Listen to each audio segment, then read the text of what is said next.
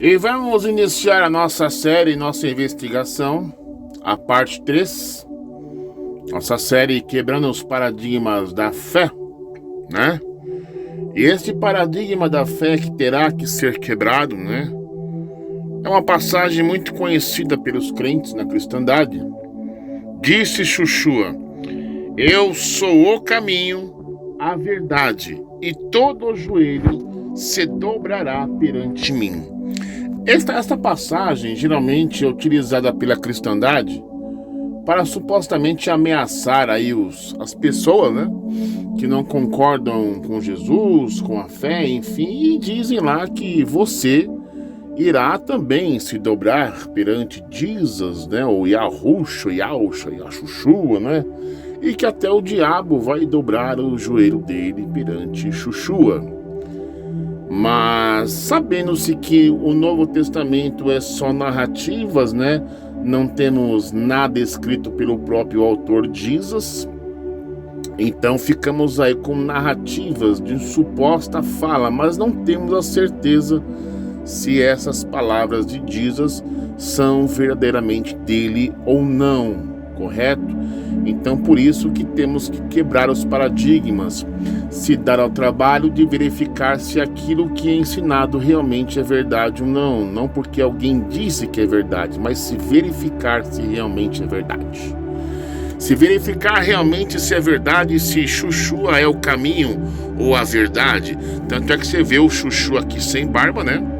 E de óculos apavorando, porque ele fala assim: olha, eu sou o caminho, eu sou a verdade, eu sou foda pra caralho, entendeu, mano? Tudo que eu falar vocês têm que acreditar, meu. Ou então temos exemplo de pessoas que dizem acreditar em Jesus, né?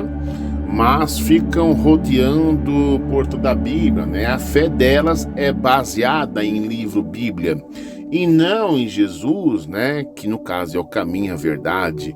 A pessoa deveria se espelhar no que Jesus diz. Mas Jesus não vale nada. O que dá a palavra final é Paulo, né? A pessoa venera mais Paulo do que o próprio Jesus. Isaías, um versículo isolado de Salomão, lá de Eclesiastes, um salminho. Quer dizer, Jesus não é a verdade absoluta para crente nenhum, nem cristão. A verdade absoluta para os crentes, para os cristãos, é Paulo, é Timóteo, Pedro, João do Apocalipse, um versículo isolado lá de um profeta lá do Antigo Testamento, né? Salomão, né? Etc. Jesus não dá a palavra final, correto? Então, para sabermos se Xuxua é o caminho até o Pai, é a verdade absoluta, e que se realmente todo o joelho se dobrará perante ele, temos que verificar. Porque normalmente não é isso que Jesus diz, né? Aquelas Bíblias contendo letras vermelhas, né? Vocês conhecem, são palavras de Jesus, né? Mas não é de Jesus, pode ser de Mateus, Marcos, Lucas e João, que fizeram suas narrativas acerca de alguém, das palavras de alguém, né? E para sabermos se essas palavras são fidedignas, aquilo que o Eterno diz, temos que confrontar. É aquilo que a gente já disse desde a parte 1, né?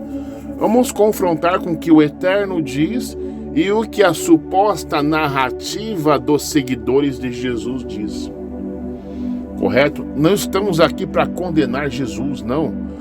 Porque livro Bíblia, o Novo Testamento, não são palavras de Jesus. São narrativas de supostas pessoas. Principalmente eu posso acreditar mais que sejam os padres, né? Porque o livro Bíblia é uma criação dos padres, né? O Antigo Testamento é dos padres, o Novo Testamento é dos padres. Sem os padres, a fé dos cristãos não tem base nenhuma, correto?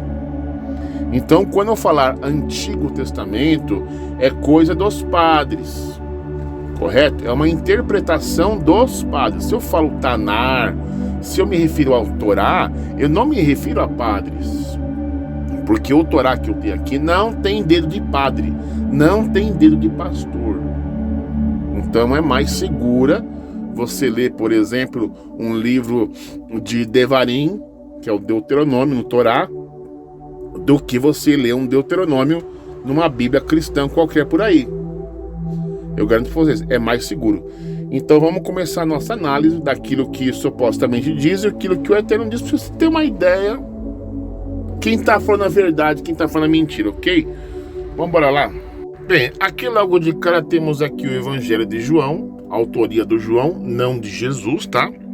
Capítulo 14, verso do 1 diante, que a gente vai ler tudo bonitinho para ninguém falar que é heresia, quer falar que é blasfêmia, nada disso aí, tá, gente?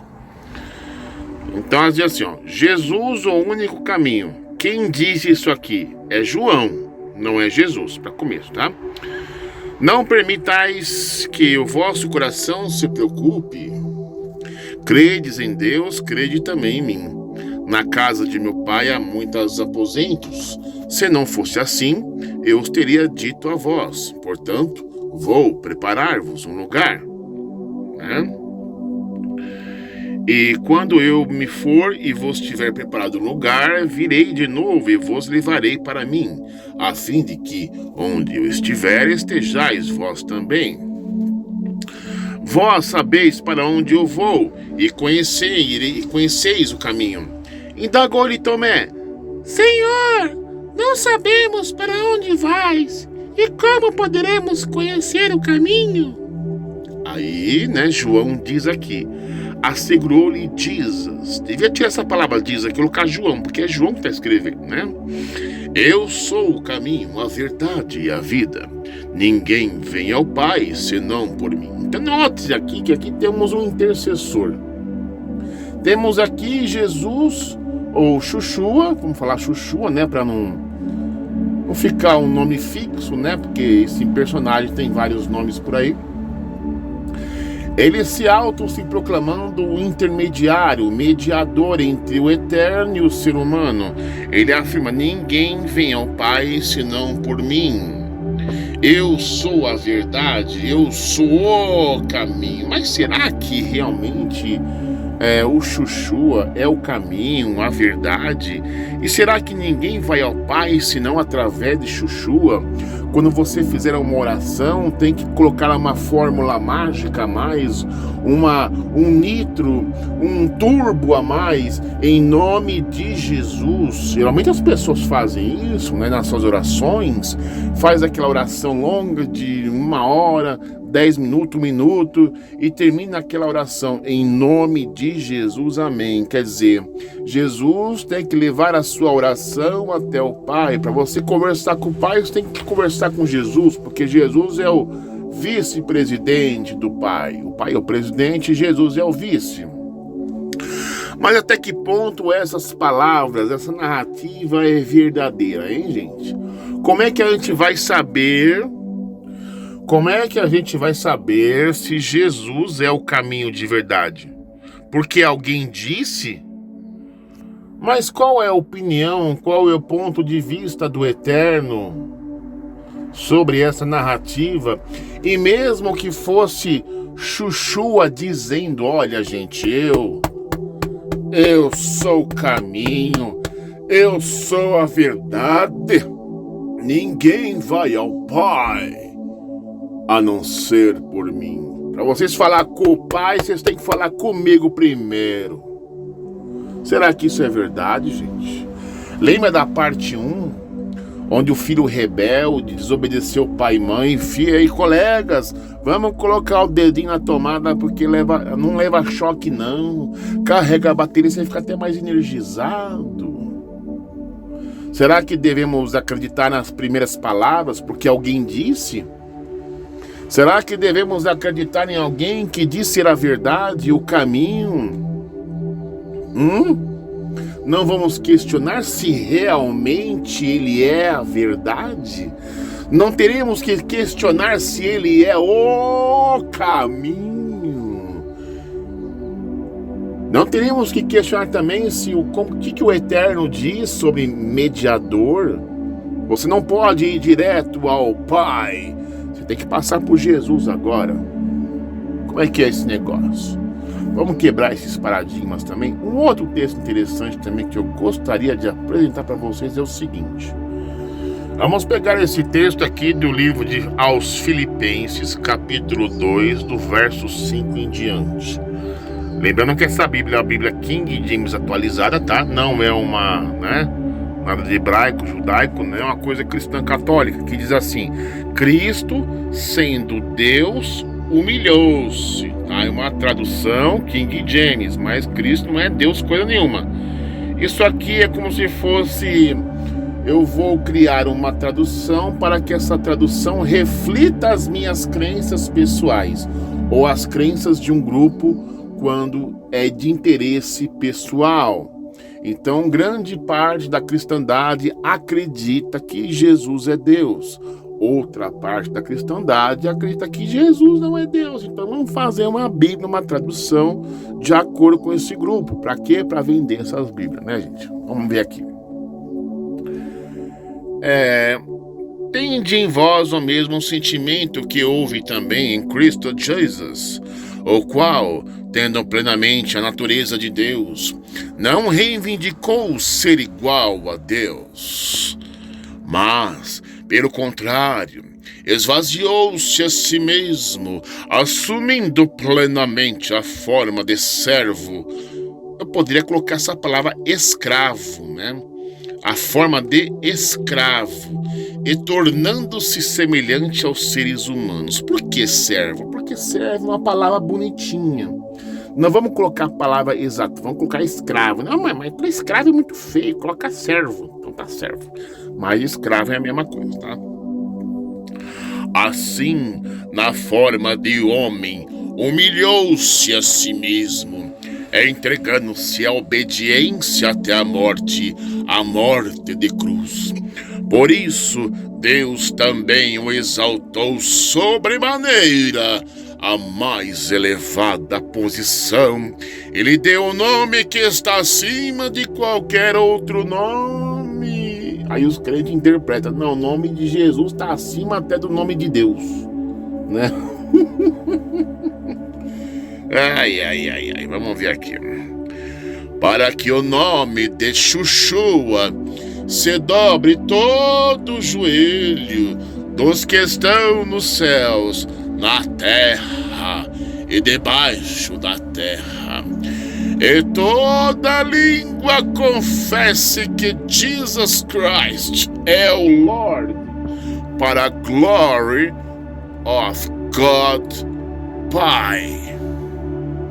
Então esse versículo 10 e 11 aqui é um texto muitíssimo utilizado pela cristandade, pelos cristãos, né? Onde fala: ei, meu filho, não se preocupa não. Em debates, por exemplo, né? Quem ganha, quem perde, para esses crentes não interessa. Aí eles pegam e dá tipo um checkmate, né? Ai, mano, não se preocupa não, até o diabo vai dobrar o joelho perante Yeshua, né? Você, irmão, ateu, satanista, vai dobrar o seu joelho quando Yeshua voltar da glória do reino dos céus, né? Olha só, para que o nome de Yeshua se dobre todo o joelho, né? Tá vendo? Até o diabo vai dobrar o joelho, irmão, tá vendo? E toda língua confesse que Yeshua é o Senhor, para a glória de Deus Pai. Mas até que ponto isso é verdade? Porque quem escreveu isso aqui é Paulo, a igreja de Filipenses, a comunidade de Filipos, no capítulo 2, verso 10 e 11. Mas eu vou questionar esse texto aqui. Até que ponto isto é verdade? Que todo joelho se dobre e que toda língua confesse que Yeshua HaMashiach é o Senhor, para a glória de Deus Pai.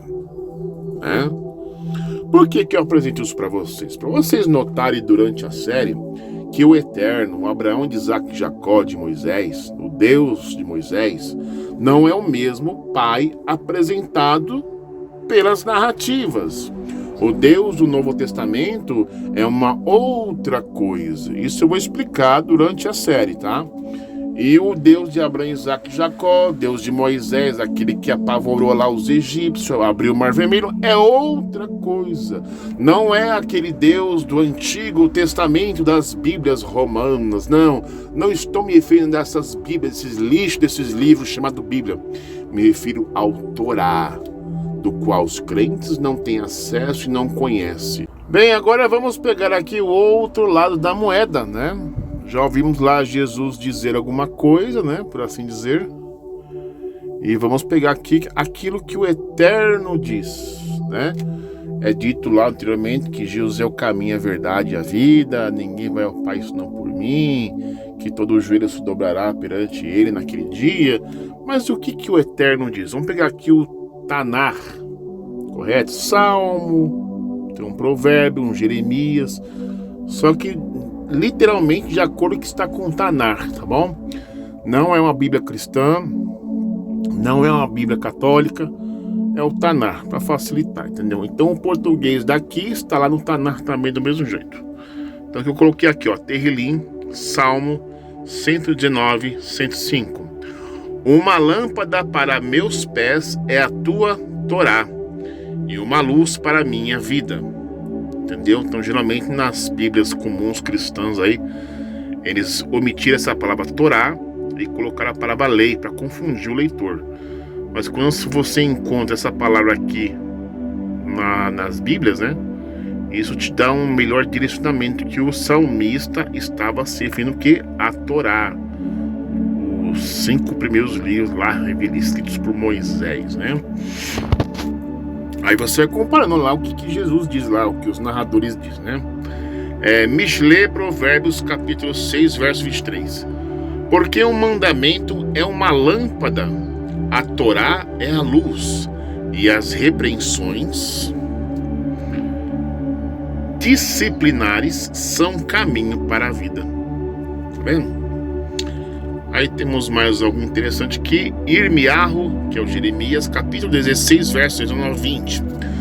Tu, ó Eterno, és minha força, minha fortaleza e meu refúgio no dia da angústia. A ti virão as nações desde as extremidades da terra e dirão... O que vão dizer naquele dia, emissário?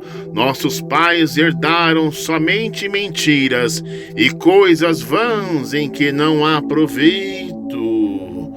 Porventura poderá um homem fazer para si deuses, sendo que ele mesmo não é Deus? Olha só, rapaz. Por isso hei de fazer desta vez com que reconheçam meu poder e minha força, e me compreenderão, então, o meu nome, o Eterno. Compreenderão, então, que o meu nome é o Eterno. Gente, eu vou fazer um vídeo futuro aí, depois dessa série aqui, sobre essa passagem de Irmiarro, capítulo 16, versos 19 a 20, para vocês compreenderem melhor, tá bom? Nós estamos quebrando paradigma, quer dizer, ninguém precisou de Jesus, não tem Jesus aqui em Jeremias, gente. De tantos os crentes acreditarem que tem Jesus em Moisés, em Salmo, aqui o salmista simplesmente está confiando na Torá do Eterno, né? No Eterno, na Torá do Eterno. Não tem Jesus aqui, né? Para fazer gambiarra. E temos aí o Zacarias capítulo Zerariá 8, do 1 ao 23. Se você quiser ler em casa aí, ou pedir para mim nos comentários aí, eu te dou com o prazer. Mas vamos ler aqui o verso 23, que diz lá: assim disse o Eterno dos Exércitos. A profecia. Que diz lá? Naqueles dias, 10 homens de diferentes línguas e de todas as nações, segurando a orla das vestes de um judeu. Olha que engraçado, gente. Dizendo: iremos contigo, porque sabemos que Deus está contigo. Uma coisa que me chama a atenção nessa profecia, essa profecia aqui, ela foi a principal responsável, né, para eu largar o pendurado, por assim dizer, né? Porque sendo uma profecia, aqui seriam, por exemplo, 10 homens importantes, representantes de nações, né, de diferentes línguas e nações, segurando a orla das vestes de um judeu. Então ninguém está segurando na saia da irmã crente, da cristã, da budista, do islamismo, do budismo, do ismo daqui. É do judeu. Ninguém está segurando na saia da orla do judaísmo. É do judeu. dizendo: iremos contigo, porque sabemos que Deus está contigo. Essa palavra sabemos é bem diferente da palavra crer, daquilo que é narrado no Novo Testamento, onde supostamente Jesus diz: quem crê nas minhas palavras, né, sempre tem que acreditar, né, mas não pode saber, né? Ao contrário do Eterno, no Torá ele manda crer e saber, são duas coisas diferentes, né? É aquela coisa, quem crê em mim, como diz as Escrituras, né, aquela coisa toda, né? E só que o Eterno, o salmista aqui, no caso o profeta Zacarias, está dizendo assim, revelação do próprio Eterno, né? Porque sabemos. Se sabemos, é sinal que anteriormente eles acreditavam, mas não sabia. A partir do momento quando souberam, reconheceram que o Eterno está com os judeus. Não está mais com nenhuma outra religião, com nenhuma outra nação, com crente, com evangélico, com católico, ninguém. Está com judeus, né? Então aquela velha historinha de churumenta, né, de churumelas, que dizem que Deus está em todos os lugares, que todos os caminhos trazem o Criador. Mas não, poxa, o Criador diz lá que está com o judeu lá. De um judeu, porque sabemos que Deus está contigo. Pronto. Então é mais fácil você perguntar ao Eterno com quem ele está. E Deus responde: Deus está com os judeus, não está com o crente, com o evangélico, com o católico, né? Porque cada um puxa a sardinha para si. A minha religião é verdadeira, a minha igreja é verdadeira, as outras é do diabo, né? Então cada um luta dizendo que a sua é a remanescente, é a religião verdadeira, né? No caso, testemunha de Jeová. Mas aí quando se pergunta para o próprio Eterno, ele diz lá que Deus está contigo. Com quem? Com o povo judeu. Então é checkmate para essas religiões aí que são exclusivistas, triunfantes e exclusivistas, né? Ou então aquelas pessoas que falam que todos os caminhos levam a Deus, etc. Todas as religiões levam a Deus, sendo que o próprio Criador fala que ele está com os judeus. Então checkmate, mais um paradigma quebrado aí, e a gente segue com mais paradigmas aí. Ok, gente? Grande abraço do emissário Cristiano. Até a próxima. Fui.